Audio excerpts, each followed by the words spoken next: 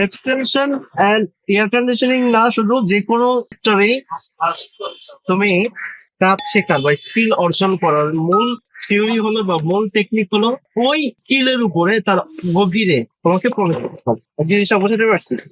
তাহলে তোমাকে কি করতে হবে, যে এর ভিতরে কি আছে, এর ভিতরে কি কি জিনিস দিয়ে বা উপাদান দিয়ে তৈরি করা, এই কথা বুঝতে পারছো? এর ভিতরে উপাদান কি কি আছে দেখো, এর ভিতরে কিন্তু কিছুই নাই।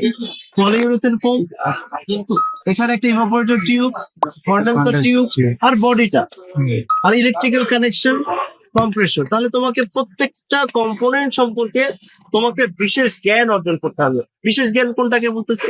বিশেষ জ্ঞানটা হলো যেই জ্ঞানটা একেবারে অভ্যন্তরীণে প্রবেশ করা যায়, একেবারে গভীর থেকে যেটা নেওয়া যাবে।